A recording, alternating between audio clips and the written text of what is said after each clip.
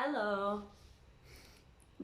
I'm doing that voice I do when I try to when I think I know I'm gonna say hello, so I'm like, hello. And it's just, for me, it's very fake. And in my head, it's very unenthusiastic. So that's why I'm noticing it. Do you do anything like that? When it's a bit forced or you know you should be a certain way? Normally it's when you know you should be a little bit excited, confident, and ready to go. And you're just like, I just feel a bit self-conscious and it's just breaking the ice. So, ice broken. Tonight I'm pondering how to kick yourself up the ass, how to do the things you want to do, how to find our motivation. Basically, this is on my mind because I want to go jogging in the morning. I want to go jogging in the morning at 6 a.m. 7 or 6. 6, 7.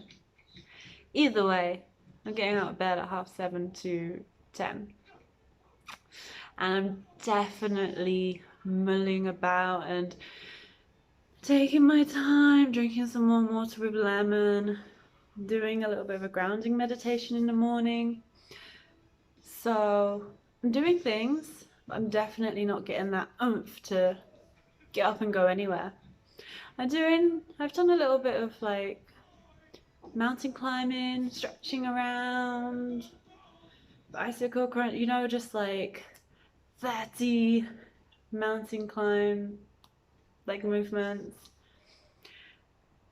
and a little bit 10, 30 squats, and then repeating it, just something really light, just to and 30 jumping jacks, just to get my blood moving. And that feels, maybe you're thinking, oh my god, jumping jacks, 30 squats. I think that's a little bit light when you get into it. I mean, you're really capable of so much more than you think. So I tell you, I've always been quite active. So when I grew up, basically from when my dad died, we didn't have a car because he got us our last car, and we didn't, I guess where I live, the places we went to, you could easily walk to or take a bus, and we didn't really have the savings to buy a car. So that's why I mentioned, because he got us our last car. This was so nice, like a gift. And so due to this, and actually even when we did have a car, I was, growing up, and it was a little bit out the way to get a bus, and I was off on my own, so I walked to school. I walked to school, I walked with my friends to town. We hung out, I walked around the fields, walked around town, hung out, just anywhere to be out and with your friends, just walking and walking and walking. And I went through a stage when I was younger and I just didn't eat lunch because my friend didn't do it either. And we were just we were too cool to eat lunch. Probably wanted to be skinny also. Not condoning it, not encouraging it, really. But that's what we did. You know what you're like when you're teenagers. And so basically being active was just a lifestyle. And so didn't mean I could get out of bed in the morning, definitely didn't mean I went jogging, but it was normal. And then as I grew up, I would say I worked in an office and I became relatively inactive.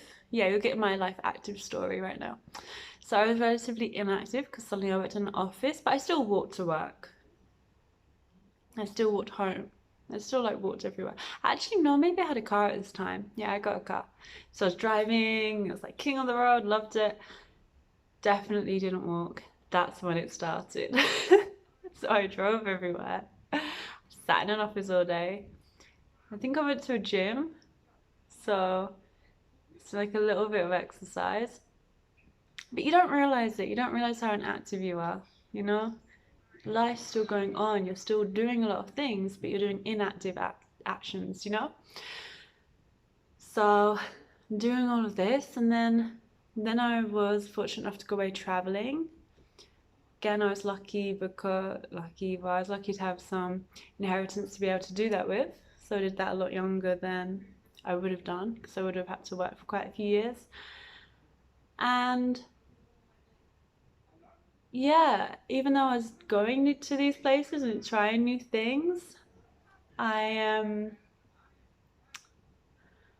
I was still inactive.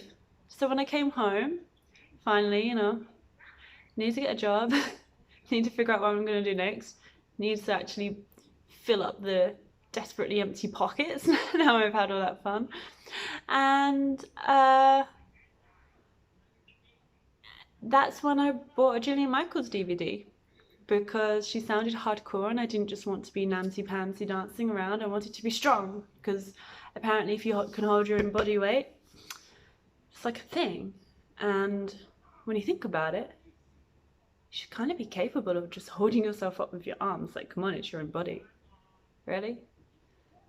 Turns out I sucked at it.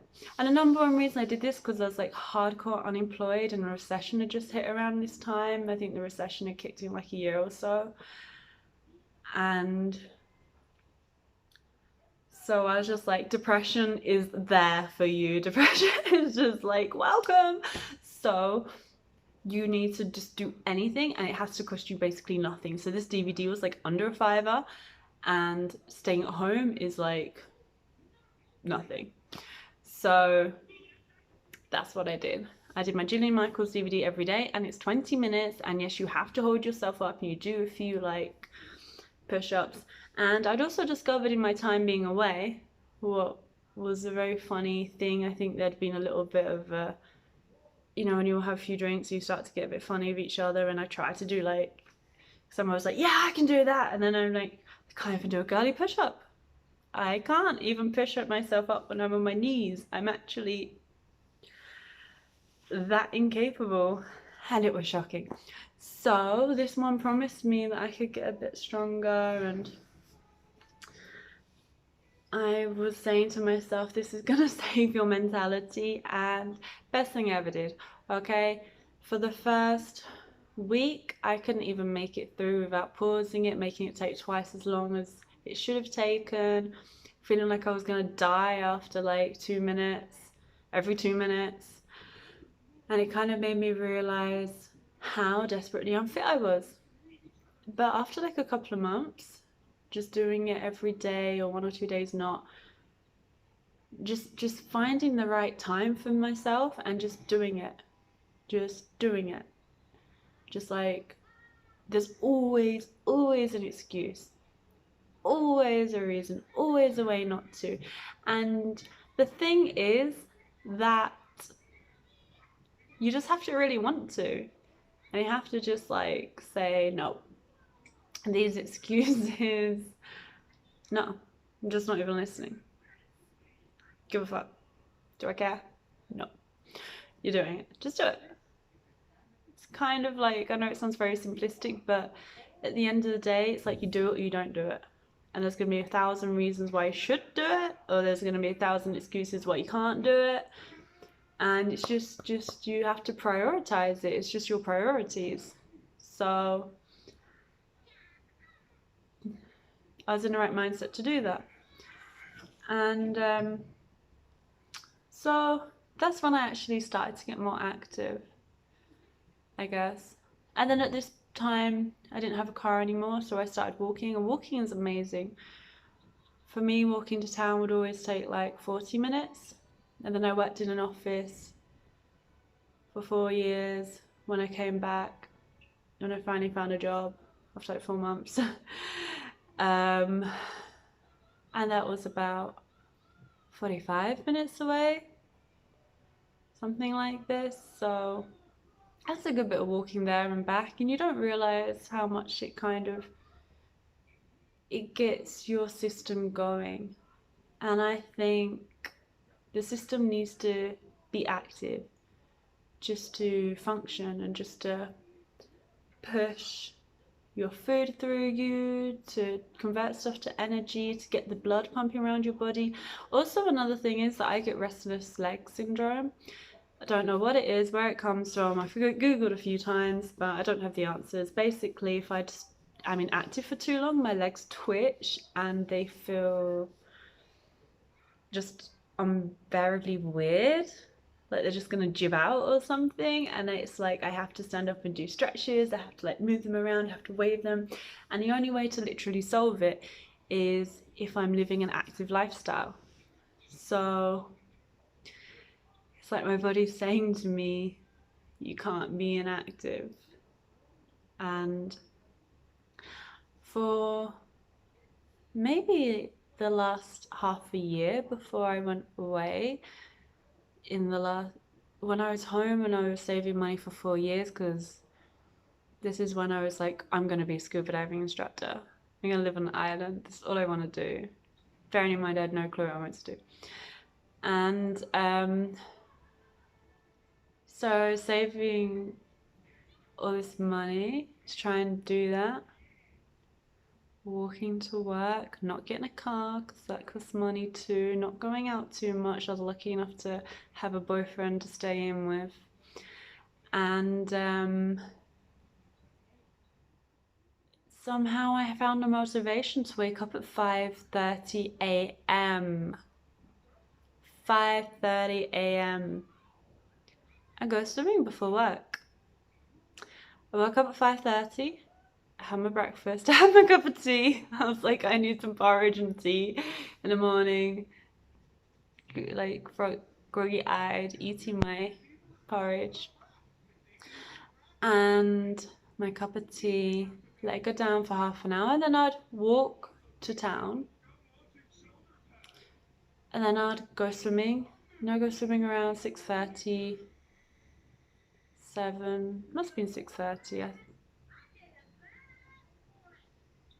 don't think. Yeah, maybe 7. Maybe I swam for half an hour. So maybe I gave myself a full hour to get ready. Yep, sounds like me. And then some people were just like, getting up at 6:30 is enough. I'm gonna go up at 6:20, just grab my stuff and get out that door. I'm like, so I want to leave at 6:30. It's far too early. I'm gonna get up at 5:30, have a cuppa and some porridge oats. Like, come on. So basically, I managed to do that for half a year, and it was winter. So I'm getting up at pitch black in the night still, and I'm leaving, and it's cold, and like maybe there's some poor other soul on the road who's like, all right, you know, because it's not normal for everyone to be out at this time. And maybe I even saw a fox one morning. It was quite cool. And where did that motivation come from? Where did that come from? Where did that enthusiasm, which right now honestly I'm lacking, and I want to get it back again. I want to just wake up and be like, wow, I want to get up at 6. I want to go running. I don't want to have my cup of tea, and I don't want to have my porridge oats this time. I just want to get out that door, and I just want to go for it and just be in action again, because it feels amazing, you know.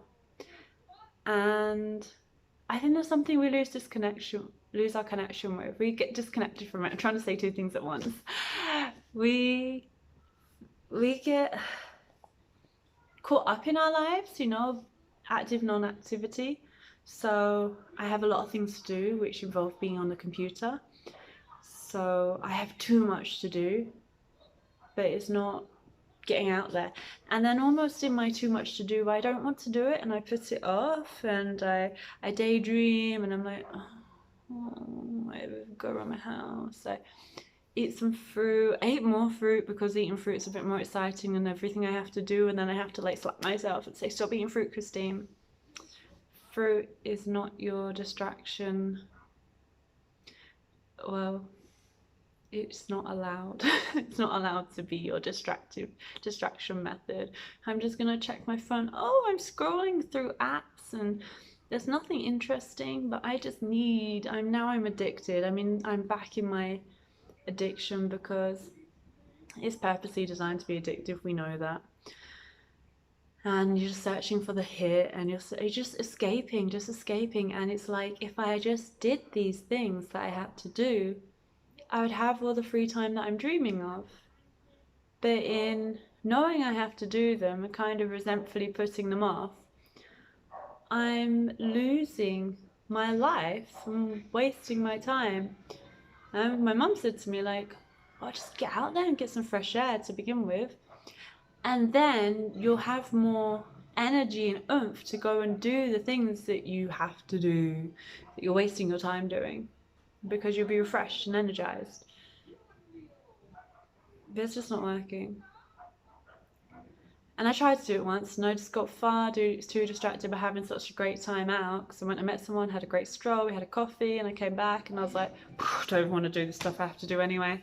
I just spent the rest of the day daydreaming, and then just like wasting my day even. And when I have the right fresh mentality, then I just get it done, and then I feel amazing. You know what I started to do? I started to make an achievement board. So an achievement board is where I took my whiteboard.